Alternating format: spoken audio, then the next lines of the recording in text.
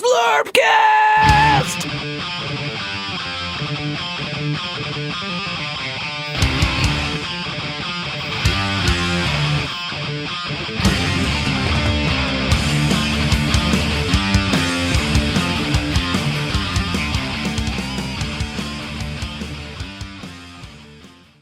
Are you ready to rumble? Rumbleslam is a pretty amazing pro wrestling miniatures game. That's the topic of today's Zlurpcast TV. If you've loved all of our episodes, you probably should check out Zlurpcast.net. Get yourself a sticker, put it on your Trapper Keeper, or, oh, look at this, even gamer sizes. Yeah, not just, you're going to see when you go on. It's a V-neck, it's slim, and it's like, I'm not a slim. Mom, help. And you say, no. Click the slim and scroll. Then you'll see a plethora, a veritable cornucopia of Zlurpcast TV products, like a notepad. That's what they do. Or a water jug. That's what it does, this. Or I think we have leggings or jeggings, if you will. So check it out, Zlurpcast.net. If you're a fan, freaking act like it. Today's episode, we've got Xtreme, right? We've got Michael Valdric, and we've got the child in the corner, Biran. And we're covering Rumbleslam. I'm new to this game. I'm dipping a literal toe in right now. Oh, look at that. Gross. Oh my God. Yes, that's a Band-Aid. That's fucking gross. Somebody just came at right that moment. Hashtag foot fetish. Get in there. Yeah. Put it Yeah, it's Tarantino right there. It totally is. He loves that shit. Let me give you, well, at some point, make sure I give my take on why it took me this long to get in Rumbleslam. I don't want to kick off with it. I want to let people get to it. I want some foreplay before we get to it, and I don't want to scare anyone off. I do want to first talk to the two gentlemen who have played Rumbleslam, and I want to kind of get your take on things. Because to those who don't know, yes, it's a wrestling miniatures game, but in a way it's more like a Blood Bowl-ish kind of game because you have a team rather than wrestlers. They're doing wrestling moves, but as a team, these wrestlers are fighting for these casinos who are their sponsors. Apparently, I did a little fluff digging. This is, unlike Blood Bowl, where it says we're a different universe than Warhammer. This says, no, it's a fantasy universe we all know and love, but it's like we got tired of all the fighting, and we got past it all. And then one day, people are still racist in a bar and decided, let's fight for money, right? They're fighting in the streets. Someone says, why don't we monetize this? And then we have Rumbleslam. Is that a synopsis correctly? Yeah. They're solving international conflicts with wrestling. So it's sort of like the movie Robot Jocks. Anyone who's seen that's not going to admit they've seen that. So it's post all of these fantasy wars you have in your head. Now it's settle in the ring and make a couple of bucks or dash, if you will. So Biran and Valdric have played this a few times, maybe more. I want to get your take on the gameplay, the style, how it feels, just kind of everything you can kind of put together about this game. I think Mike knows more than I do, so I just want to put my little bit in first before Mike tells me how wrong I am about everything. To me, the things I really like about it is it's grid-based movement. There's no measuring, so that's a big plus in my category. You get one Zlurpee just for that alone. Yeah, you can't get zero if you have grid-based movement. Mike, as a professor, he'll say something like, listen, I'm going to drop you a whole goddamn letter grade if you do this. I'm the opposite. If you have no measuring, that's like an automatic one. Yeah. You get one Zlurpee, like for free. If this is totally shit, you're getting a 2 because one's the lowest automatically. I love that. So it's grid-based, and now I know they've tweaked the rules. I only played the very first edition that came out. It doesn't play how you think a wrestling game would. You're not so much going for pins as the best strategy. The best strategy is to knock people out of the ring. Yeah, it's a Royal Rumble style game, but they did add pins into it with the second edition. Okay. Well, actually, in first edition, the ref expansion added the pins, I think, but they're in there now. But it's harder to do than you think. It's still a Royal Rumble style. We got to throw them over the ropes. Biran, you're almost saying it with a negative kind of tone of. Well, for me, it's not. It's not because I don't have a huge passion for wrestling in the traditional sense. So for me, actually, I just want to make sure people coming into this game, at least how the first edition was, don't go, oh, I'm going to be doing pin 1, 2, 3. You know, people that are into wrestling, that's not necessarily what you're going to get. Like Mike said, it's more, if you really like Royal Rumble type stuff, then yeah. But it's not I will say when the game was initially launched, like early on, that was my big turnoff from it. I looked at it and I said, this isn't really wrestling. This is like a team pushing contest more. Yeah, it's all about positioning and movement. That was one of my handful of things why I shied away from it. Xtreme, I wish he didn't have any kind of influence, and he shouldn't have any influence over anybody. He's just, one nerd talking about nerdy things, but he's like, he knows I like wrestling, and he said when that Kickstarter was up, and I did back to an extent, I'll talk about that in a second, but he said, I don't know, it's a bunch of, I think you even said like Blood Bowl teams pushing each other around, or teams pushing each other around. I don't want to play a pushing game. And I watched a video, a gameplay video at the time, but I already had kind of a weird taste in my mouth because of it. So I backed it because they had Tenacious D models, and I wanted to get those. But here's what they did, and this was another, like, strike two. But they already got one Zlurpee, so they're safe. Well, I don't know what strikes the Zlurpees the conversion rate is. Yeah, it depends on the market. Yeah, strikes the Zlurpees is still weird. But I'm looking at these models, and again, I'll say all my issues now. Why not? Why not?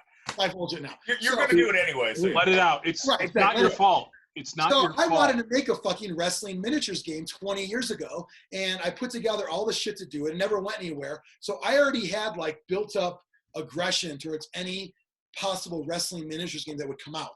Almost like, if I can't have her, no one will. Boom. That's kind of what it was. My buddy and I, and when this episode comes out, I'll make sure he sees this one. We created a pretty fun fucking game, and it was a grid movement on a square. The funny thing is, our ring was, I think,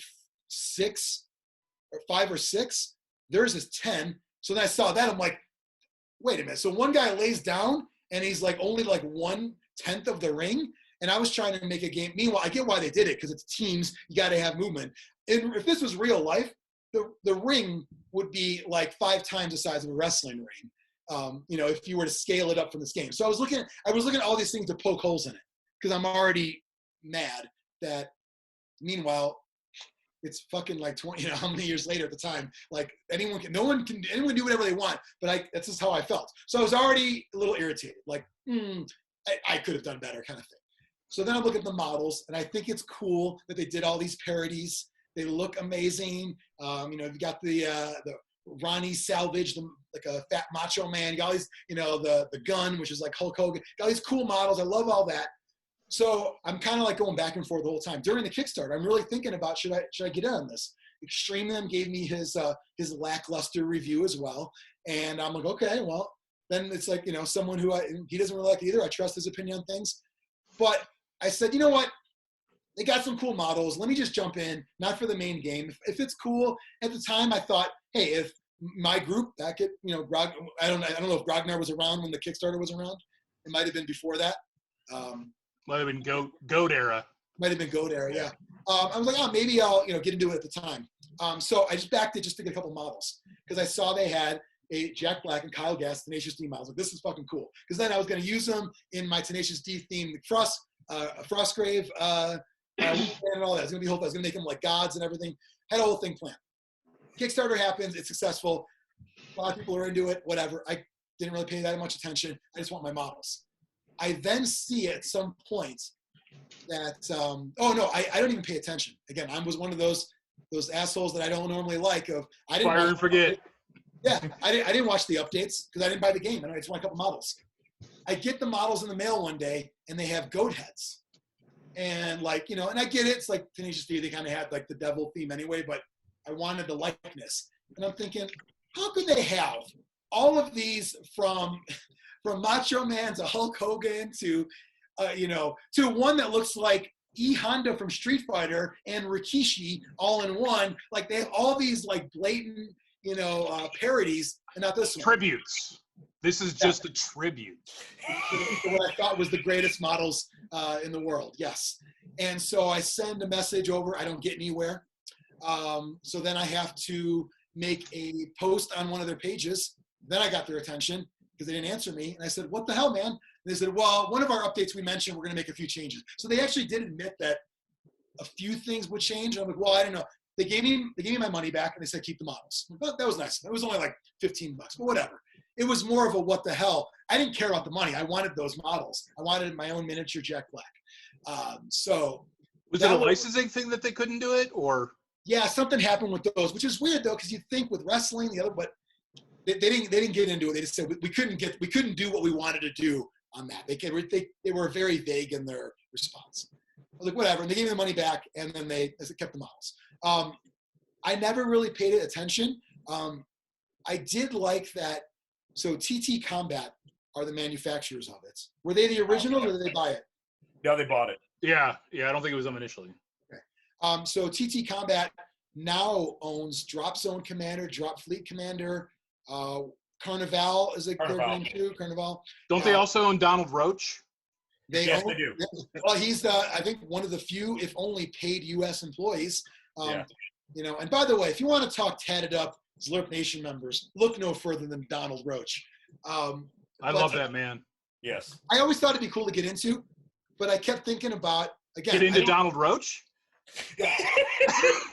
So I wanted to get into Don Roach. I heard a lot of people were into him, and I'm like, I don't know. Xtreme says it's a lot of pushing around. But you know what? Ask your doctor if Roach is right for you. That's what I got to say. It does have a Total Carnage arm sleeve. I mean, yeah, it's amazing. That's. I better not clean it up now, because you'll see I'm at full staff. Okay. So I never really got into it. If I was still in the Chicago area and you guys were playing it, I would have jumped in, I'm sure. But I just kind of put it off the radar. Then when it was brought up on this show to talk about it, I'm like, okay. I watched some videos. I'm like, it's actually kind of cool. And then I immediately saw, like Mike said, hey, Mike, the Royal Rumble, Battle Royal aspect of it. And I'm not blaming Xtreme, but I'm trying to get Xtreme's little voice on my shoulder, like to just eventually fall off and crumble away, because I kept thinking about teams of guys pushing each other around, and it irritated me because, again, I go back to, I made a fucking wrestling game, but it didn't go anywhere. So you guys had every resource to do a wrestling game, and you fucking didn't make a wrestling game. You didn't have to do fantasy, but you did. You didn't have to do teams, but you did. So all these different things. But when I really got rid of all that baggage and said, I watched some videos, looks kind of cool, saw some models, looked pretty cool. And then I know you guys were playing it. And I know the group at Grognard's are, what do you call yourselves? Game sluts? Yeah. Yeah. So I can't judge based on what you play, because you'll play anything. Yeah. But you did speak highly of it. You said it was fun. And Biran's lost every game and still had fun. So. No, actually, I actually won every game of that. I have never won Mike's a game. lost every game. Somebody, okay, Every sorry. game. Somebody said they were 0-10. That's why, okay. Yeah, I was I'm Mike. over I that. beat Mike and Tony, which is incredibly rare for me. Wow, okay. So that's your favorite game now because of that. So I basically said, we're going to do an episode about this. I owe it to myself to give this game a fair shot. And so I did even more research on it. I ordered a bunch of shit I'm waiting for right now. I even ordered some nicely painted teams from a nice painter, because I knew that I couldn't do some of those much justice, even though I think contrast paints would go pretty well in some of those. Yeah, especially the skin tones and stuff. Yes, yeah, which has been, a great secret to my success lately is the contrast paints. But anyway, I'm ready to jump in on it. I think it looks fun, but it's crazy that it took me so long to do that because of all these other reasons. And some of them I blame. Am I doing it right? Hold on. Yeah. Am I doing it? Okay. Yes. Okay. Here's the thing. No, I'm kidding. Like, some people say, if I could travel in time, I would go and kill baby Hitler, like classic the Deadpool movie, right? If I could go back in time just once, I would go to when they conceived this game, and I would say, this game looks cool, but your Royal Rumble mentality, that should be an expansion. your first initial game should be on a smaller ring with at most 3-man tag and play with traditional pins. Then sell them on the expansion that is a Royal Rumble. I think that would have kicked off better. Well, you're saying you want to go back in time to do the same things that made me hate it. I didn't have to go back in time. I literally was saying at that time, why would you not do one-on-one tag teams, have a smaller ring that's more properly scaled, and do a wrestling game? And it scared me off. So you're saying you want to go back in time to essentially be angry about the game because they're not going to change. Well, I still like the game, but I just think from a marketing standpoint to make a smaller, hey, starter box, you got 6 wrestlers at a ring, and it's this size, half the size. Right? Why? But that was my. Why would you not? Why? Stretch goal, 10 by 10 ring for Royal Rumble. Zlurpcast TV episode, I was like, listen, why would you not? If you're doing a wrestling game, I want to make a sprue with different heads, make your bodies. And the great thing about wrestling tights is it could just be essentially skin, so everyone can paint their own. Every model looks unique then. You don't have to do all these different things, but they didn't do any of that. So you and I are complete opposites now on this. You played it, had fun, but want to go back and try to wish some influence to make it different. I'm now realizing that that's a waste of time. They made the game that they made. It is what it is. Once again, reflexive property. A equals A, my friends. This is the game. There is not a wrestling miniatures game that you describe in existence. It does not exist. There are card games. There are dice games. There are video games, obviously. This is a miniatures game. So I'm trying very hard to not be Biran wants to be. Like, I'm trying to not be the man you want to be right now. And I'm saying it's an easier sell for wrestling fans if you make it more like yours. I'm not the market for that because I'm not a huge wrestler. The game's done. Yeah. It's over. I mean, it's made, so you either like it or you don't. That's the approach I'm trying to take with it because I'm tired of being mad at the game for what it isn't or what it wasn't. It is Blood Bowl in a wrestling ring, and you're throwing guys out. And yes, there's pins. That's cool. But honestly, even if there wasn't pins, I'm trying to read the rules with an open mind. And I see that they're doing these things like hulking up. They're doing these Irish whip type moves. They're doing things like wrestling. I'm trying really hard to, and again, Xtreme might be thinking right now, you shouldn't have to try so hard to like a game. And I think that as well too. But I'm going to do it anyway because it's the only one I've got. And I didn't make a wrestling miniatures game. One warning I would give you when those while you're getting some painted for you is I picked the lady team because I'm progressive about that stuff. And it had a big guy, which is a big gal in this case, that I really liked. Some of the thinner, more athletic builds had some snapping on the legs just below the knee. I used a piece of sprue to make an awkward peg leg for one of them, so just keep that in mind. Yeah, it's it looks brittle. Like the models I have now are just the tenacious Dosh, if you will. Yeah. And, they're on the little bit meatier side, but it, as we talked about in many episodes, and it's going to be an ongoing theme in this YouTube show, is the quality of models and the material of models. We used to joke about, Mantic is some of their different color resin. And then you have, I got stuff from like Fantasy Flight that was board game plastic, and like I put it under the hottest water I can have, and the base is still all warpy. So there's all these games that we can really drill down the models and talk about issues. Any of these resin ones, you're gonna have a tough time with thin models. Models that have fingers out drive me insane. I think back to an old, this is a throwback for old GW guys. When Forge World started out, they had the Crutox, and I bought that, and the actual Crute dinosaur was awesome because he was real meaty, but the rider had fingers out, and they all snapped off as soon as I pulled them out of the box. Well, I think we were talking about night models recently. Yeah. Oh, yes. But they look amazing, but man. Yeah, I tried to do the Harry Potter models. I had a hard time with some of those. Stubs instead of wands. Yeah, it was tough. The wands, mine didn't break, but I kept them away from everything. Mm-hmm. Like I didn't want to put them at Xtreme. You had mine, right? Mm-hmm. Yeah. Any issues, or did you? I've only lost one wand. So it's a good point on those. I mean, I think that the models overall look pretty damn awesome. They do. I think that the 3D sculpting and render, all that kind of stuff that went into it, like it's pretty, like, for TT Combat being where they are as far as a miniatures company comparatively to other companies, they are overachieving on the miniatures department. Of course, I would love plastic. It's not going to happen. But for the quality of those models, they're better than so many other games. So I got to give them credit on that as well. Well, one thing go ahead. One thing is, like, I noticed with Kingdom Death is all mostly resin except for the hard plastic stuff, but they've started doing this 3D print stuff that you can tell it's 3D printed because if you look really close, you can see the striations. But it has the detail of a resin, but more durability, not as durable as hard plastic. And I'm curious to see if that becomes more common. More like because the board game plastic, I mean, those are usually, like, they're durable. Sometimes, like, a hammer sometimes gets bent and never unbends. Mm-hmm. Or, like, some people love Bones models because they're cheap, but I mean, I don't like them. The only for some things they're fine, but yeah, for like monsters, they're without the models are great. But I mean, I remember having a mummy with this thing, and it was like, I think I glued his sword. It was on a Kings of War base to the next guy's head. Yeah. I think from a model standpoint, if we're going to break down different parts of this game, the models are phenomenal, but they are probably more for the advanced, miniature assembler and painter, because they are so high quality. This is not a, spray a space marine and just do some driving. Well, Brian, because I've had you paint some of those 3D printed Kingdom Death. They don't look like other 3D printed stuff. They must be using some new technique. Is that the resin?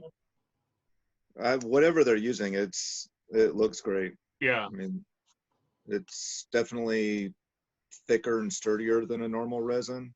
Mm-hmm. I don't know. It seems like the best of both worlds to me. But that's not this game. No, this game, their resin, it seems very smooth too. Yeah, their resin, it's not quite as brittle as like Forge World resin or even the Mythos resin. Yeah. Yeah. It's a smoother, softer resin, and I got really heavy into the TT Combat Halfling Kickstarter, and again, Halflings are stouter, they're not spindly, but yeah, all the resin I've had. What is that Kickstarter? What they did a Halfling? Oh God, yeah. They had it's Halfling miniatures like Militia, but then they had these ridiculous what are they called? Stretch goals. I have an entire undead Halfling army that that's awesome. Goal. Oh yeah, Halfling skeletons, Halfling zombies, Halfling mummies, Halfling wizards, and their latest Kickstarter was desert themed. So that was TT Combat. Yeah, TT Combat. Yeah. What did they make it for? Just for whatever? Yeah. Oh, okay. Miniatures for miniature's sake. Yeah. Well, I know because they were a troll trader, right? Before. Yeah.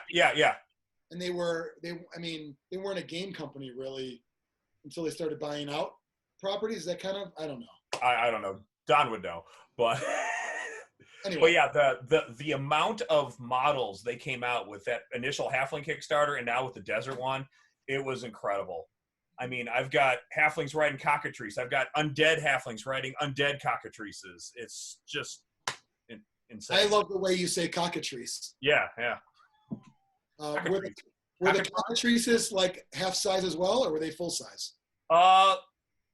I mean, they're Halfling scale, but they're still like they would go on a King's. Obviously, I'm going to use for Kings of War, but yeah, they'd go on a monster or Titan base. So yeah, normal fingers or sausage fingers. They're sausage, but they're Halfling. So yeah. I looked at Biran when he said Kings of War to see if he rolled his eyes. I couldn't tell because he has glasses on though. So back to this game. Go ahead, Xtreme. I think we kind of skipped past Mike there. I was looking forward to an overview of this game because I'm kind of looking to be sold on this game because I really like the models. First off, Xtreme, you got to unsell, or you got to sell the unsell first. You got to unfuck yourself, okay? I want you right now to unfuck what you've done. Remove your biases. I will attempt. Yeah, remove. It's all up to Mike, really. Remove right now. So you just said you don't respect my opinion, of course. Well, no. Which is fair because I'm not a huge wrestling fan either. So Xtreme pulls his own dick out of his ass. Unfuck yourself right now, and have an open mind, and let Michael Valdric Muller, full name, at birth sell you on this game? At birth. All right, I'm prepared. Oh, geez. Fuck yourself. So, what do you want to know? I mean, you want a mechanics overview? Let's start with the birds and bees, Mike. What do you got? All right. So the mechanics are pretty simple. You've got 4 stats. You've got basically 2 types of I shouldn't say 2 types. 2 basic attacks and then some special attacks. You know, you can the regular old attacks, which is just punching, and then you've got grapple attacks, which do less damage but can also hinder their movement. The thing that I like about it is you can bounce off the ropes and do like rope attacks. You get extra movement when you do that, right? Yeah, you get extra movement too. So if you got a big guy that only moves 3 squares, you can bounce off the ropes and you can go 5 squares. It doesn't cost you movement to do that? Okay, you've got I 2 was things. reading that wrong. You've got this is the most confusing part of the game is you got movement and you've got action points. Okay? And you don't spend action points for movement. So your movement, your action points are separate. All right? So you can punch someone for 1 action point and then move 2 squares, punch someone else, move 2 more squares, punch someone else. Using movement points and action points. Yeah, movement points and action points are separate. But you're using them back and forth. Yeah, and when we were playing our games, that was one of the things that was a little confusing because sometimes you forgot, you're like, how many action points have I used? How many movement points have I used? So it isn't, but again, if you want to get some extra movement, you can bounce off the ropes. That costs you 1 action point, but you get to move 5 squares in a straight line. And Which is huge for a big guy in the game because big guys are very powerful, but they're slow. Yeah, they only move. Very critical for them. But if you bounce off the ropes and you hit someone, you can do an attack with it. So you're basically slamming into them. Is that like, so on their card, one of their special attacks might be like a rope elbow drop or something? Well, okay, everyone can do the basic attacks, and you can bounce off the ropes. Anyone can do that. But some wrestlers have special rope attacks that have possibly different APs and different attack values. Okay? One of the things that's unique about the game is they have different dice types. There's a copper die, a silver die, and a gold die. And the dice obviously get better. The copper dice has 3 blanks, and then a 1, 2, and a 3. They're here. Hold on a second. It's kind of like sounds like a Fantasy Flight style, like Descent and those kind of games. Depending on how good your weapon is, you get better dice. The better dice have more successes on it. Yeah. So like this year, there's a copper die. You can see that's 2 pips. That's 1. Where's a blank? That's blank. Copper die kind of it's the basic die. Then there's a silver die, which gets a little better. That one has a 4 on it, I think. Maybe not. And then there's the gold die definitely has the best. Okay, so you get different attacks you have different stats and you have different level of dice. And so like your halfling brawlers, your goblins, they're going to have weaker dice, but they also tend to be the high flyers, so they can do better things with turnbuckle attacks and things like that. And they're probably cheaper to hire too. Oh yeah. So when you're building your team, we talk about this with Relic Blade too. In Relic Blade, remember you had good and evil, you had the advocate and the adversary, and you can kind of mix and match however you wanted. But when we were playing, we were mostly doing, like, I was playing the pigs, Ryan was playing the undead. We kind of stayed within our group. There's no rule that says you can't mix and match. In this game, you can basically make your stable, to use a wrestling term, out of any wrestlers you want. Okay, so if you like the Macho Man guy, you can pick him. If you like the halfling brawler, you can have them.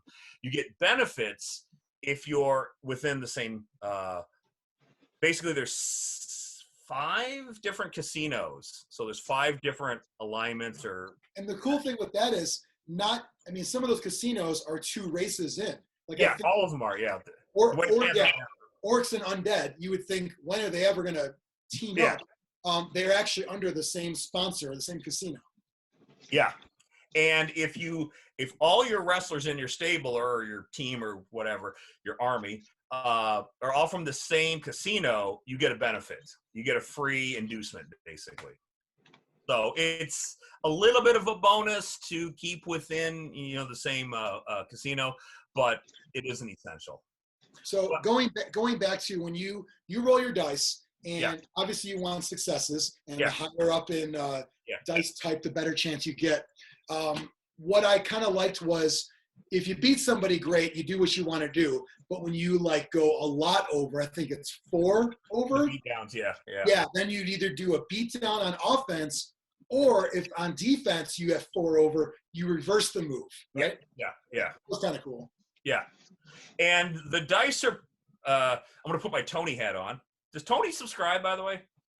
You should make that happen. I should have not, but I'll put my Tony hat on. The dice are pretty random, and that was one of the things that he was kind of down on it because, again, it's a dice game. But wait, what is dice are random? I mean, that's kind of I know, yeah, shocking, I know, but no, but I mean, what's his beef on that? I'm curious. I'm actually curious. They're swinging, and I think some people like games that you can predict results. Like, Kings of War is that way too, or any kind of math hammer thing. You're saying that there are different. When you play any game with dice, there's going to be a level of a variable level to all of it. Yeah. But what you do, here's a great example. When we play Frostgrave, because you're using a D20. A D20, yeah. It's like, oh my God, it's it's an insane amount of variable. Like anything could happen. Some people love that. Some people hate it. You would say because of do you think it's the number of dice that the amount of successes? It's a relatively low number of dice. You're usually rolling 2 or 3 dice, but when your numbers are 0, 0, 1, 2, 3, it can be kind of swingy. So I didn't mind it, but there's again, I didn't sit down for this game and actually figure out the probabilities of. Yeah, for me though, better than a copper and a gold. I mean, as I read through the rule book, it does remind me of when I played like Imperial Assault or Descent in those games, because they do have different dice, different things, and yeah, it's exactly the same way. There are better dice, and that's just kind of, I mean, that's part of the game design. It's not, I mean, if someone thinks, wow, you rolled really well, you got double, it's like, well, fuck their dice. Like, what do you what do you want? I mean, what do you say to the 40K orc player with 100 dice? Here we go, because I get 4 attacks on each guy. I mean, yeah. I don't even think that's worth even getting into. It's got dice in it, thus there's going to be some element of randomness to it. You don't like that. It's a matter of, do the dice swing the game more than tactics? But one could argue what every game does. We're going to have a Blood Bowl episode at one point. That's where Zlurpcast was birthed from the Blood Bowl birth canal. And we're going to talk about how one dice could make or break your entire fucking weekend. One die roll. So that's part of all these games. So I'm going to call bullshit on Tony's I wouldn't. Gruntledness. I wouldn't, because, well, the first reason is Tony's smarter than I am. That doesn't mean he's right, though. Just because you're smarter doesn't mean you're right. Uh-huh. But when you are talking about rolling 30 D6 versus just rolling 2 weird D6s, there is more. The law of averages says you're rolling 30, you're going to even out more. I think it's just a personal preference, really. There's different games that are going to do different things, and it's okay. I think in a wrestling match should be swinging. Yeah, things should swing back and forth. I'm okay with it. And my usual dice bullshit did not happen in this game. No, it didn't. It did not at all. It was. Not have the black and red dice. Yeah. It's chaos dice. It just rolled nothing. Those are so good. Those are so good. Even the replacement pack I bought of 36, those are good. It's I don't know what it is. It's the black and red fused together. The chaos gods have pleased, and I know Biran is a big fan of quoting Nuffle and all of his but the dice gods do smile upon those dice. So yeah, I get it. I think we can move past that side of things. But you're essentially each model has actions and action points and movement points to use. Correct? Yes. And again, I think when you play the game a little bit more, you start developing better combos and who should go first and who should do things separately. Yeah, activation order really matters. Order of activation is extremely important because you kind of want your big guy. You don't want him to go first, but maybe he's going to do the beat down, and then someone else can pick the guy up and throw him over because the big guy may beat the guy down, but may not have the ability to pick enough action points to throw the movement. Yeah, or the movement. So I'm reading through the rules again. I haven't played, so it's just theorizing right now things. But you're deploying of sorts in the opposite corners. You're alternating, so that's going to mean something too as far as where people go. But I thought was really interesting. Is it true there's only 5 turns in the game? There's only 5 turns. Yes. So that right there made me think, well, that's kind of cool because I kind of, in a weird way, brings back a little bit of Warhammer Underworld's vibe in that I kind of like a finite amount of turns. Yeah, you got to get your shit done. You got to take a risk. Maybe sitting back for a couple of turns might be better in the long run. There's times in other games, when we play battle games, whether it's 40K or whatever, like you might have the same amount of turns, but they're different kind of turns. You got a lot of these, like kind of nothing turns. But when you have a finite amount of turns in turn 1, I mean, you're probably getting in position in turn 1. Yeah. And so it sounds like 2, 3, 4, and 5 is where you're doing stuff. And if you don't get a couple, like a toss out, maybe by round 4, you're probably going to have a tough time. I'm guessing, are there like draws then, or does it get pretty bloody with 2 guys left at the end? Yeah. You, especially when if you get a couple guys out early and it's uneven, like you have all 5 of your guys left, there's only 3 left. There's more chances for them because all their guys are going to get to go. Yeah. So they're going to have more chances to beat you down. And then. Which in a way, isn't that kind of, about like Survivor Series, if you're like, you got 2 guys and then there's 5 guys, you're always at disadvantage. It should kind of domino effect if that happens. I just, it seems like, you could play a little keep away for a while. I don't know why you'd want to, but outside of maybe putting a guy on the top rope, getting a couple guys in position, it seems like your goal is to, pinning's part of it, but really you want to pick somebody up with grapple and throw them out. Yeah. Right? That's the main goal of this. Yes. And one of the things when we were playing was in first edition, it's easy to pick a guy up when he's knocked down or when he's unconscious. Okay. But even if you're not unconscious, it was pretty easy to pick a guy up and that's full health. Just pick him up and throw him. And in second edition, they've made it a little harder to do that. So it kind of behooves you to knock the guy out first. Do some damage first, yeah. So because is it a you go, I go, or do you activate all your models? No, it's one model at a time. So whoever has initiative, well, what you do is you have initiative. How it works is at the beginning of a round, you roll off for initiative, and at the very beginning of the match, you roll off for initiative, and then that person, whoever gets initiative, places their first model, and then you go back and forth until all your models are placed. Then what you have to do is at the beginning of the round, you have to nominate a model. This is the first model I'm going to go with that's going to attack or have his actions.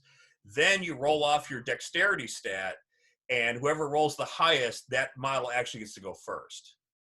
So just because you won the initiative roll doesn't mean you get to go have a model go first. No. When you win the initiative roll, in some ways, having initiative is a bad thing because you nominate a model first, and then your opponent actually kind of gets to react. If they're high agility, if they want to go first, or yeah. And so again, there's kind of a strategy. If you really want a model to go first, you want to go higher agility, or is it agility or dexterity? I don't know, but so you want your little guys, that probably the high dex stat guys. You're moving them first usually? Yeah. Okay. You could, but they can't do as much damage. And if you have a guy that's knocked out, or at least is down, they're going to have a much more difficult time picking them up and throwing them. So it's kind of a, you got your little guys, your medium guys, and your big guys. So the medium guys have better agility, so they may go first, but they may have a more difficult time picking the model up. something I read in the rules. It obviously seems very important. You hand the initiative card to your opponent. Yeah. Then on his turn. That seemed like a very important part. Can you elaborate on that for me, Valdric? It is not very important. It's like The make cards sure have different the hand colors too. Is it like the Blood Bowl handshake? When do you actually do it? the what's that? The handshake? The handshake is Yeah. it after everything's set up? The kickoff. Oh After you yeah. yell the kick- That's, by the way, somebody remember when we have our Blood Bowl episode, talk about that, because handshakes don't occur in a lot of games. Why is it a Blood Bowl thing to do that? And why do you wait until after the kickoff is resolved? Yeah, it's like you just got a blitz. You killed my war dancer. All right, mate, let's put it there. Like, put fucking nothing there. I Like, gotta this throw a is rock and killed your tree man. right. And I've noticed it's not an American thing either. Europeans do it the same way. So Don't they do know disses why on the that side? is. It's not in the rule book. It's not in the fluff. I mean, I've read every book of Nuffle, and at no point did he decree that the handshake occurs at this point. Anyway. Yeah. Well, everyone's waiting for the Blood Bowl episode. It's probably going to be, episode We're teasing that, yeah. episode 69 when we get to it. But After our third Blitz Bowl episode. right, it's going to happen, and then we'll have a shit ton of watches from all the quote real Zlurpcast fans. So I want to check in with Xtreme right now. He told me he unfucked himself. I don't know. We'll see. It's on camera. We'll see. You can't fake it like the podcast. In the old days, unfuck yourself. He's like, I did. I'm like, whatever. Now, I mean, he's on camera. Have you changed your thought process? Are you beginning to get sold on this game? Well, I actually unfucked myself a couple of weeks ago and started having a little bit more of an open mind about the game. I guess when they started announcing second edition, I started looking at it again. I was like, let me take a look, because I still really like the models. Every time I look at the models, I'm like, this is cool. I should really play this game, but I have my hangups. I know what you were also thinking. These are cool models. I'm going to write my own game. Right? No. Yeah, right, you did.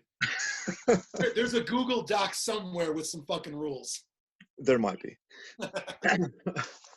But yeah, I'm intrigued by it, so I would give it a chance. Sure. I like that. And I'll be honest with you, it's not like the main game of the night. Okay.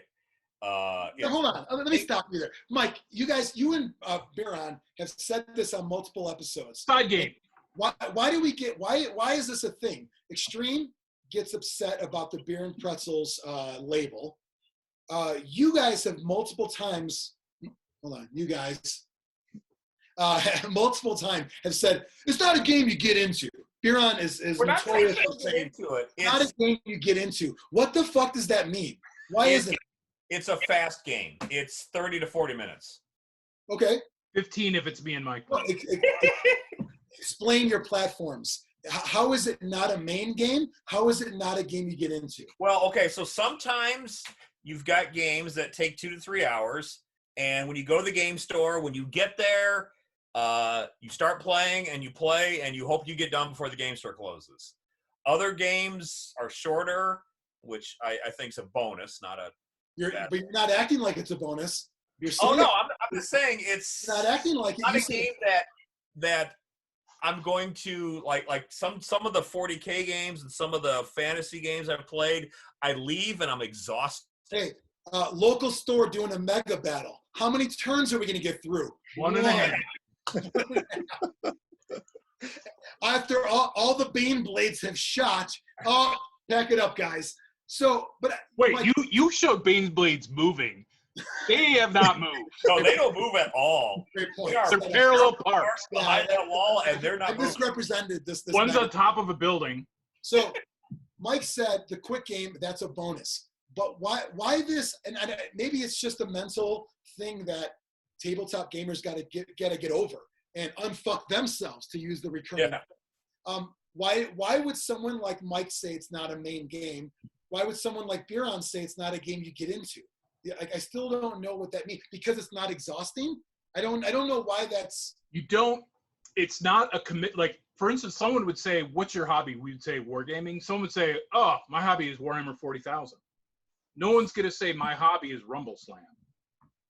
You know what I'm saying? You're not spending 87 hours painting your Rumbleslam crew. So people that play skirmish games aren't real war gamers? Is that what you're saying? Yes. Is that's really what you're saying? Yeah, sure. Wow. Okay. Therefore, I'm not a real war gamer because I only like skirmish games now. Talk about a hot take. When this episode drops, this is a fucking hot take. Some blog or website might take this thing and run with it and do reaction videos to what Biran just said. Oh, we would love that. Yeah. Hell yeah, we would. Wait, you think we suck? Talk about us more. Okay, so if you don't play a battle game, you are not a true war gamer. Yes. I don't agree, but I like your fervent, very just ideal. Someone just plays Rumbleslam. They're not spending every weekend with their magnifying glass on painting 87 goblins. Next. So you don't assembly line paint this stuff. Let's hop into Biran's time machine he spoke of many times, and let's take a trip back to Indianapolis, circa 2004, and you find a young, attractive Brian Mitchell. Okay, it's not the same one you know today. I said attractive, and he says, "I'm a Blood Bowl coach. That's what I do. Got any questions? Look at my goddamn jersey. It's got my name on it. I'm here for Blood Bowl and Blood Bowl only. What are you going to say to me about my hobby?" I'd say, what do you mean, coach? What's wrong with you? That's the dumbest. That's one of the single dumbest things about Blood Bowl. They call themselves coaches. I know. You hate that so much. I think it's hilarious how much you hate, like, all the Blood Bowl isms. I just love that. I remember one time I said it on Facebook. I was I had a Blood Bowl picture and a non-gamer asked what it was, and I said it's a board game. And your brother, especially John Dean, shat on me calling it a board game. And I know he was kidding, but still, it's like, was he trying to like out you? I don't know. Okay. He was giving me shit. And again, I'm not offended at all, but it was like, is Blood Bowl a board game, or is it a war game? Is it a miniature game? It's a shitty board game. So it's a weird question, and it's probably for. Oh yeah, a board game or a miniature game. Yeah, maybe Xtreme to the list one day of what like what our favorite types of games are. Could be a good show because then we can delve into what that really is, but. One could argue they're all both. Everything's both. Yeah. Every game with miniatures is a miniatures game. Every game on a fucking tabletop is a board game. One could argue they're both. Yeah. In every instance, but I just think it's interesting that we've had several games in already, and this recurring theme of not being a main game. I don't. And I think it's I'm not insulted by it because I haven't even played it. I just think it's interesting that. Does it take Warhammer to say, no, this is a game you get into? Is that now this is pod racing. Right. This is Tatooine Tumbleweed. This is Alderaan Green, the good shit, as Jake would say to one. That's the fodder over here. Yeah, so. The fodder. I do think mass battle games are a whole different animal than things like Rumbleslam or any of the other things that we talked about so far. And I'll agree with you on the whole different animal, because let me explain why. We've played games with board game people. You know what I mean when I say that. They'll take to a skirmish miniatures game more likely than Age of Sigmar. Okay? They will say, oh, so I need a couple models. A lot of it's price, because for some reason, a lot of board game people get real weird about the cost of something. It's like, it's like, it's on Amazon for 38. It's at my store for 42. I'll go to Amazon. Like 38. That's one fucking model in Warhammer. That's this big. Used to be a dragon that was that much money. Now it's like Space Marine Sergeant. Yeah. Now it's like one halberdier, please, $40. But it is a different animal for many reasons. But I think. And I'm gonna try to, not a crusade of sorts, but in future episodes, I would like these games we talk about to each be given their fair shake that, yes, this is a game that could be your main game. What if 40K was my side piece? Why I not? think I would argue that Underworlds could be a main game because of its strategic depth. Yes. I'm arguing any could be a main game. Eh. Xtreme, are you with me? Yes, I'm totally with you. I mean, I think you gave a great example of old Xtreme being just a Blood Bowl player. Some people would say Blood Bowl can't be a main game. They're wrong. And I think any game could be your main game if you dedicate the extra time that you guys were talking about taking to paint a mass battle army or play a mass battle game. If you dedicate that amount of time to a smaller game that other people don't see that way, it can be a main game to you. Right. If you can't parallel park Baneblades, it's not a main game. That's another guy talking about main games right there. I love that. I'd agree that Blood Bowl, because of its history, could be a main game.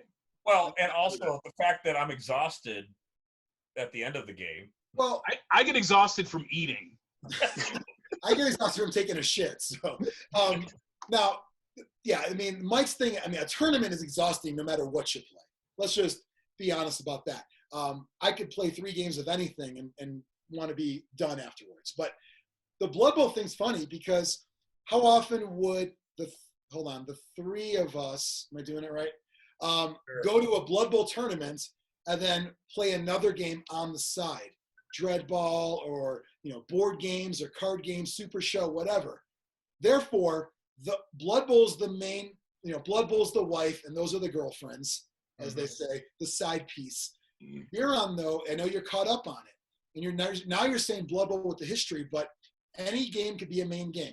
But you kind of see where I'm saying? Where do you ever see someone like a huge group of people playing Rumbleslam as their main game, or even Riot Quest that we were talking about? What's the internet rule that said if it exists, there's porn of it? Because there has to be a gaming rule that says if it exists, there's a fucking group that loves this game to the death.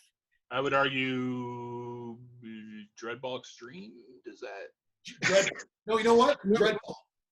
Don't say Dreadball's good though. Dreadball Extreme Dreadball. Yeah, Dreadball Extreme's a low blow, and you know that. Yeah. You say Dreadball, and I say yes, there is. Guess what? Oh, yeah. We play a little Super Show on the side. Have you seen the Super Show videos and shit that they do? That's their game. Yes. Right. Their game. Right. Well, another example Can is I put that Blitzball. card on layaway? How much for one reel? Go ahead, Brian. Another example of that is Blitzball. Most people would see that as a kind of a side game that you play or something, but there's groups that you can find on the internet. Hey, in this region, they play that. That's their main game. They've taken it. Blitzball has two groups that could consider it the main game. Group 1 are people that stumbled upon it because it's a board game. And it's sold at Barnes & Noble, and Comes in a box, sold at Barnes & Noble. It's a board game right out of the box, and there's cards, and it truly plays like a board game because you're achieving objectives and that kind of thing. Then there's the disgruntled Blood Bowl group. So I like Blood Bowl. I love Blood Bowl, but I'm not in love with Blood Bowl. Right. You like the idea of Blood Bowl. Right.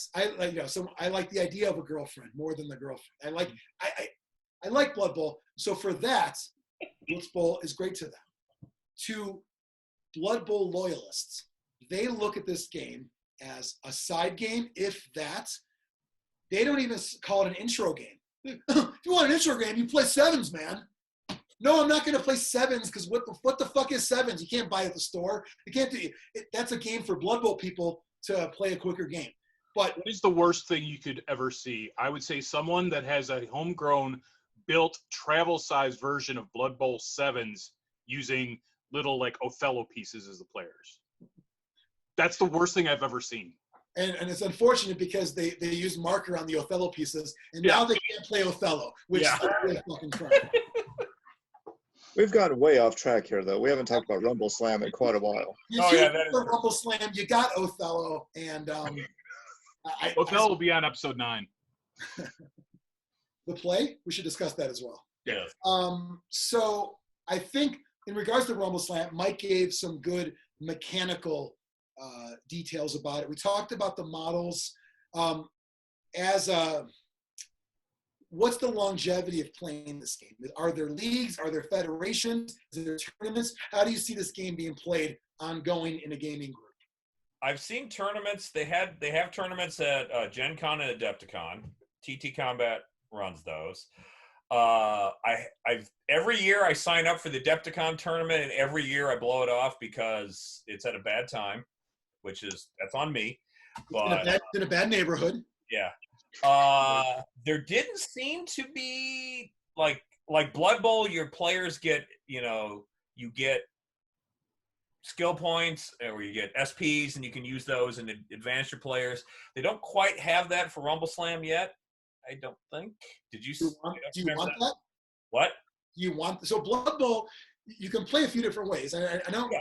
I'm only bringing it up because, and I'll be honest, at the beginning of the episode, I did say it's a Blood Bowl team pushing around in the ring, but Blood Bowl can be played as a tournament as is. These are the stats. Then some people have play league style where you're building up. Some people have sort of bastardized league play to tournaments to give you free shit. Because Rumbleslam doesn't build up, is that a negative, or it's just something that some people might care about? I think some people would care about it, and I think some people would say that it's better without. Because anytime you have a league and you get skill ups, you run the risk of certain things becoming overpowered. And because it doesn't have that, it is what it is. And every time you're playing, you could still build your rivalries, and if you have name players and whatnot, you can still play pure, as some would say.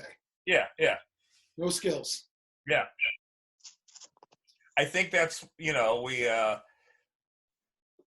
when we started doing the Dread Ball tournaments, we actually had skill ups. You come with I forgot what the unit was, but 1 million extra skills or gold for skills or whatever, and we actually almost regretted that because that made certain teams too powerful. So we actually started doing tournaments with just out of the box, and it was so much better. I kind of remember that a little bit because even in I played in some of those, and even in like Blood Bowl, I mean, there's something to be said for playing as is and learning how to win with what you got. Yeah, and figuring that shit out and thinking, when these games were designed, they were designed with a certain style for each race, each faction, each model for all games. And if you really got to think about it, you really think about it, if you break it down of, do we need to add stuff to it? All you're doing is trying to cover up weaknesses. By allowing a Dwarf Blood Bowl team to start a runner at Agility 4 is kind of bullshit. But it's allowed in tournaments and stuff. And you can even do it in a league. One could even argue that by doing this, you're actually fucking with the game, ruining the game, whether there's balance or not, I don't even care. But whatever perceived balance was in the game, in the creation of the rules, by adding stuff to it, you are sort of messing with the recipe. Would you agree? Oh, yeah. I think Rumbleslam could be, as is, could be great. I like to wonder about, if I'm going to keep my argument of it could be a main game, would somebody get bored with it? If you and I played the same two teams against each other for 10 games, is it still fun after the 10th game? I think it's random enough that it could be, but I think with any game, though, you're going to get tired of, if you're playing the same thing the same way 10 times in a row, I think with most games you're going to get tired of it. Unless there's some randomness to it, like certain games have cards and whatnot that can flip that, and they do have, what is that called? Gimmick matches and stuff with weapons and all that. Yeah, well, there's these event cards that adds a little bit to it as well. So there's some randomness that can go in there as well. But I saw some models. It was like a car and like a barrel. Is that like for like hardcore matches or something? Yeah, there's basically it's back alley Rumbleslam. It's like street ball for Rumbleslam. So is that fun? Did you try that or no? No, I have it, but I haven't actually. That came out after we stopped playing it. Because is that a supplement? Yeah. Oh, okay. Like separate rules. It was Back Alley Brawl, I think it was called. It was a supplement. It was the last supplement for first edition before the second edition came out. It's got a different size mat, and there's cars and things you can throw and whatnot. Okay, I don't know. Was still valid? I mean, I don't know. I don't think the difference in first and second edition. No, it just added what I saw was it added two things. It added the pins, and it also made it more difficult to actually pick up a non-knocked out player and throw him over the ring. But essentially, it is the same game. Yeah. The cards are still valid and all of that. Because one of the things that I counter this a lot when I was playing Tony and Ryan especially is they could pick my guys up and throw them out. You know, perfectly healthy ogre, pick him up, throw him out, he's gone. And with these new rules where the crowd might boo the guy, you know, that's picking him up because it's, you know, so now you gotta soften him up a bit. You gotta soften him up a little bit, and one thing I liked was, is there something in there that says if you keep doing the same move over and over again, the crowd gets mad? Yeah. If you go, it's a crowd roll. If you do the same attack 3 times in a row, you have to before you can make the third attack, you got to make a crowd roll. If you get a cheer, it's fine. If you get a boo, then your turn. No, I love anything to interact the crowd and make it more like, you know, they're the third player in the game. More of that. I'm cool. Xtreme, are you okay? God bless you. Thanks. Side effect of unfucking yourself. Yeah. So anything else we need to know before we move on to the rankings? It looks like direct from TT Combat. Is that pretty much the only way to get it? Yeah. I didn't see it on like Miniature Market, and I don't know any stores carrying it. There's a couple. If you go to eBay, I got a few teams on eBay. Mm-hmm. There's a couple of stores that stocked it in America, but mostly I get it either direct from TT Combat or Adepticon or Gen Con. Yeah, at a convention, if TT Combat's there, that's the best way to get it because they have everything. Yes, they do. Yeah. But if you go direct to their site, it looks like the new 2-player starter box is out with the 2nd edition rules. Yeah, you can get that. It's the same orc and human. Yeah. Things before it's got the mat included. What? The neoprene mat is included in the Yes. We have a thing for neoprene mats too. So. Yeah, it's not a paper mat; it's an actual neoprene mat that comes in the That 2-player starter set is a great deal. You guys like saying neoprene. Why do you like to say that word so much? Fetish. Awesome. Yeah. Okay. Smells good. I do have a question. Like, so what does the typical finish of the match look like? Is it one side has thrown more people over, or Xtreme, this is wrestling locker room secrets. Right, you're trying to expose the business right now, and I don't like it. I just want to see Xtreme, kayfabe. I just want to see where we're getting to in the end. So it's like 5 versus 5 to start with, right? I don't want to know the finish. I want to be surprised, guys. You've got 5 turns, and if you throw all 5, just say you're playing a 5-on-5. If you throw all of your opponent's players over the rope, eject from the ring, you win. Okay. If at the end of round 5 you still have players in there, then you add the dosh value, how much points are they worth, and whoever has the most points in the ring wins. If they're knocked out, they're worth half as much. So did you find it very common that you would ever throw all 5 of the other person's team out, or is it usually going down to? Yeah. Good. Once you get them outnumbered, it gets easier and easier to throw people out. Yeah. Good. Yeah, I was hoping it didn't always like end in a whatever, almost like a go to the scorecard. Yeah. Yeah, score right. Exactly. I don't really want that. I want it to be a clear-cut winner where we can. Yeah, and like I said, I went 0-10, so it was always clear-cut against me. But it. This is a weird question, but could someone play 1-on-1 if just as a side game, if you will? I think the ring, is, like you've mentioned, is a little too big for that, so you'd spend a lot of time, and then I think it would end pretty quickly with one like lucky dice roll. So let's say, again, I don't want to Blood Bowl 7s this too much here, but what if I cut the ring into a quarter of its size and had 1-on-1 and no throw over the top, only pins? Would that be a fun game or not? I think it would. I think 2-on-2 would be better because there's combos and stuff. Kind of a tornado tag thing. Yeah. Where you don't even have to tag, just leave 2 people in it would be good. Not trying to change the game. I've unfucked myself. Xtreme. has unfucked himself. I checked his butt. He did. We're Biran's always trying to change games. weird. It's weird because Biran's trying to get fucked. Mm-hmm. He's trying to like find reasons to not like it, which is a weird take. Not even a hot take, but a weird take. So that's just just throwing it out there. That's One thing I remember, Mike, is jumping like off the top rope. It didn't seem to be as effective as I thought it would be. Like it always, that was one of my complaints is like, oh, I have these high flying ladies and they're going to go off the top rope. But it just, nope, you just want to grab people and throw them out. Well, again, it was easier in first edition to grab people and throw them out. Second edition, oops, there's a cat ass. But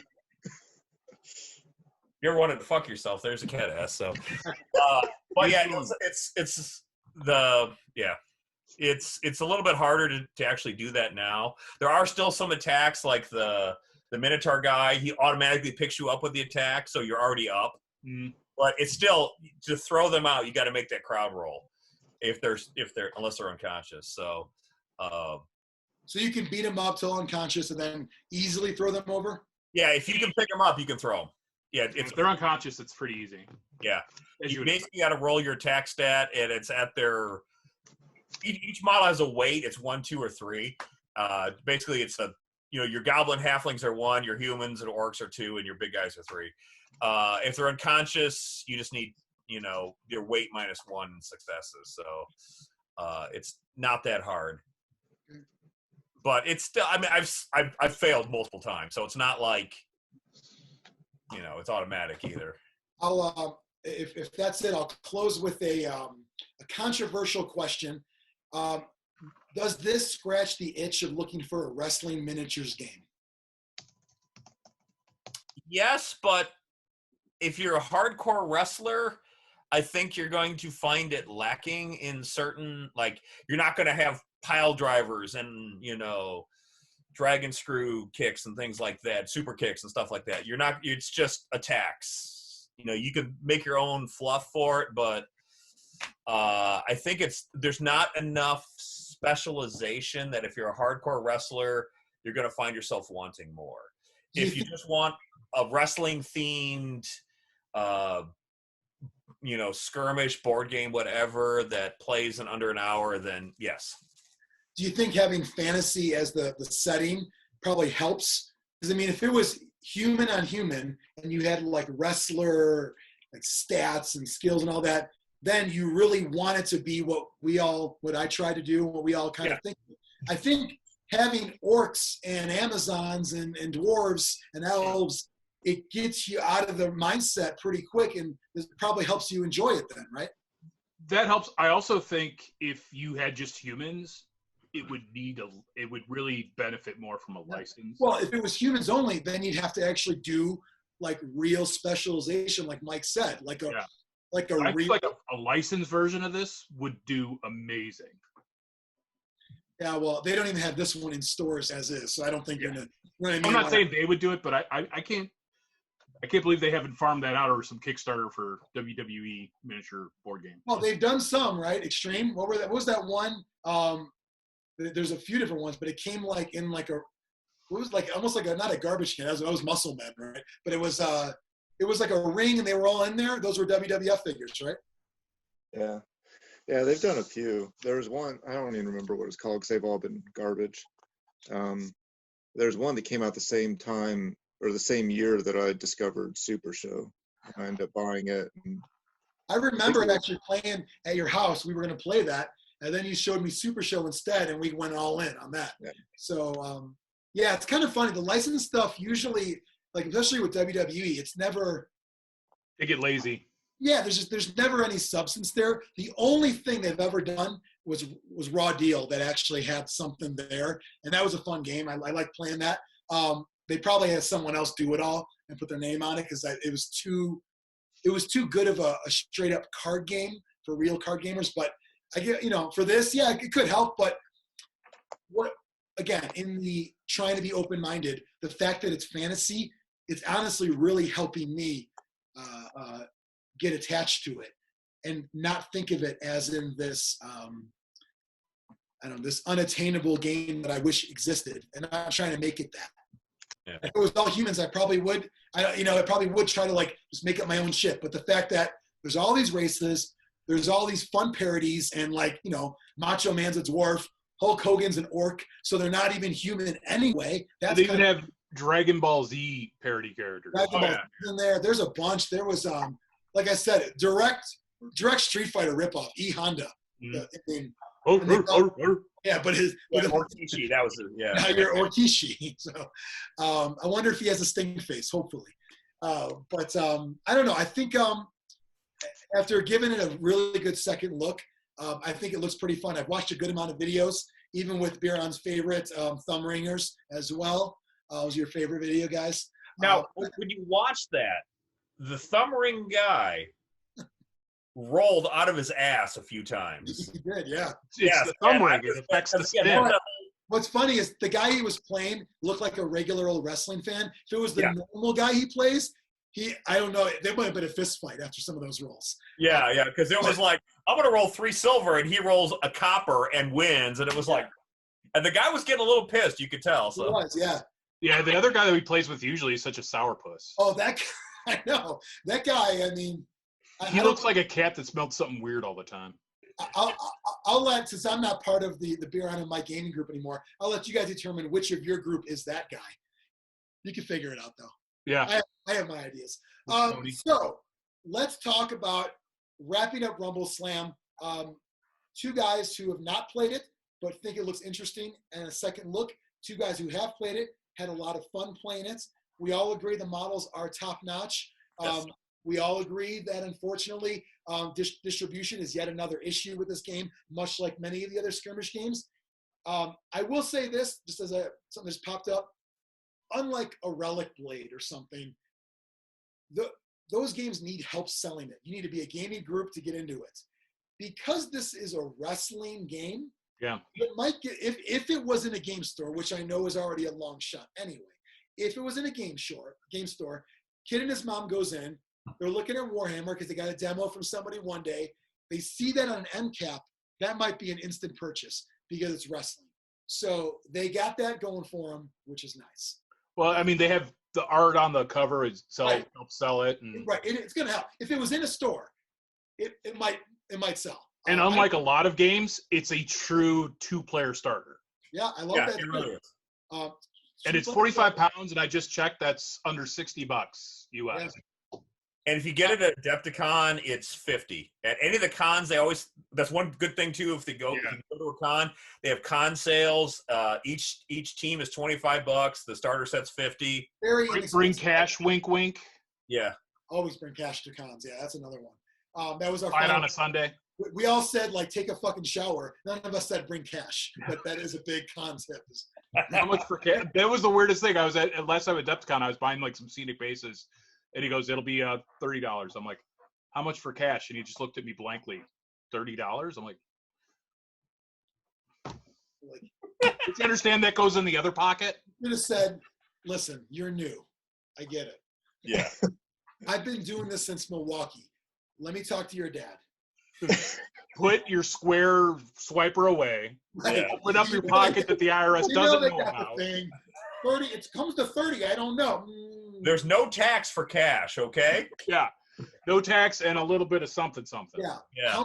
How many Gloomhavens or chicken fingers will it cost? Or Zlurpcast? Any of the big 3 in currency. Yeah. So anyway, those are the plus and minuses of Rumbleslam. I think it's time to go to our ratings. And I'm going to ask the 2 that have played. I like the system of maybe going with most experience on a game to start picking first, just because I think that it gives them that clout. They've got the games under their belts, and we want to know their rankings. And by the way, we are doing halves now, or halves, depending on where you're from. I don't even know what to make of this, because there was such a shitstorm in like our second episode about doing halves and not doing them. It's too much work. I don't want to just do the straw. I don't know. And now it's like, oh, Mike said. Mike asked. He is the elder. He is the elder. He is the elder. Yeah. I am the elder. Yes. Elder statesman. So. And he knows more than all of us combined about games. So. No, I do not. All about science, you do. That's not a lot. And it's not a lot. So Valdric, as the elder statesman and the one who has yet to win a game but still has a smile on his face, how many Zlurpees do you give Rumbleslam? I will give it 4. Okay, I find it. The miniatures are great. I find it's a very fun, light game. And as an aside, which has nothing to do with gameplay, TT Combat, especially Don Roach, have been extremely generous in basically supporting Chaos Cup charities. So they get a plus for that as well. So I'll give it 4 stars. Yeah, I definitely don't mind those bonus. We already talked about how to increase your score by 1 full Zlurpee. TT Combat follows me on Twitter. That's another Zlurpee I'm going to throw. Oh, shit, No we're not on me yet, though. No spoilers. So 4 for Mike. I said it twice. Sorry, Biran. Biran, your score for Rumble. I was initially going to go 3, but then I remembered how much I like Don Roach, so they get a 3.5. Okay. Oh, I see it there. Look at that. It looks amazing. Xtreme, what is Well, your... I think you would be the next most experienced because you've purchased things already. Okay, I will go. You have more painted models than I do. This guy's stuff is insane. Shipping costs more than the models, but him and I talked, I messed back and forth, and the stuff I got is going to look fucking great. So I'm excited about that. Stay tuned for a coupon code for the painting service JP uses at the end of the video. Honestly, if Xtreme opened up his paint service to me, I'd be using him. But yeah, he's apparently in this quarantine, he's still too busy for my stuff.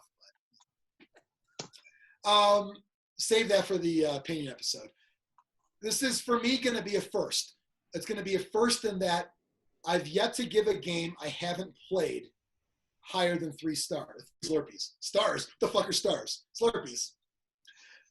I'm going to give it 4 Zlurpees. And it's tough to think that I'm doing this knowing how much built-in, I don't want to say hate, but maybe just animosity. You know? It's a blood. It's blood. These races animosity, these races dislike. Different.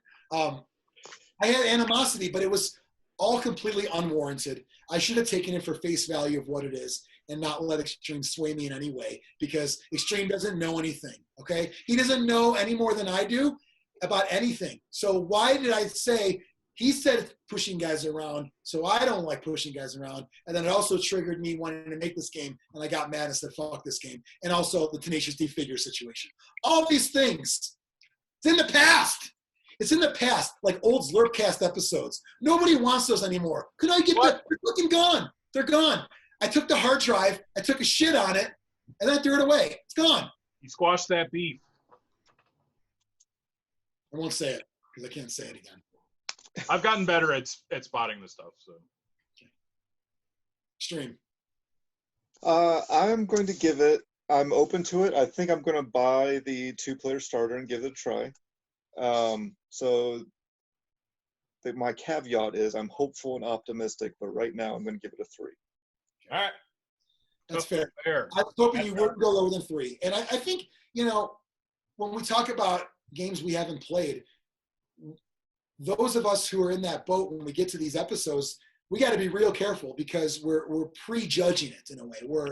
We're trying to put all the pieces of the puzzle together to give it a rating. But when you don't play it, I mean, these are games. They're meant to be played. So that's why I do want to always look to the people who have played these. And I don't think we're going to do an episode where we have a game none of us have played. I think it's kind of stupid to do that. I think we should have some experience. But knowing that a game could get more than a 3, 3's average, 3.5 and 4 right here, that's a pretty good sign. So maybe you should check out Rumbleslam. If you like wrestling, you like miniatures, you want your own, what is he called? Savage, I forgot. Nacho Man and Hogan and all those guys. Yeah. Not the Nacho Man. I was going to say Nacho Man. Nacho Bandit's right up there. We know that. So make sure, if you like this episode, you made it to the end, congrats. Most people don't make it to the end. They blow their load halfway as soon as Biran starts talking. You made it to the end, and I appreciate that. You're surely here for the story, not for the penetration, and I love that. Zlurp on that sub button, okay? We want as many subscribers as possible. Earlier, was that this episode? Xtreme pulled his wiener out? Or was it the last one? You got to get halfway through. Oh, but yeah, there was something on the screen. It was pink, and I didn't know. So when we get to 1,000 subs, Biran's going to pull out his snake. It's going to be great. But the Zlurp Nation is also out there too. Bonus content. We actually ranked all the fandoms out there. We gave away Xtreme's doodles for free. You got the Hidden Zlurpcast episode 0. All that stuff for free. Sign up in the description below. Make sure you follow on social media. And Biran, at some point, will put up our social media in case you care. And we're going to see you here. Same bad time, same bad channel, 1 week from now. Zlurpcast TV.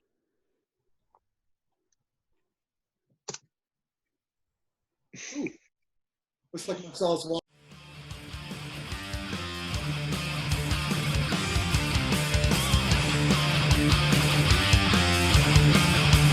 Zlurpcast!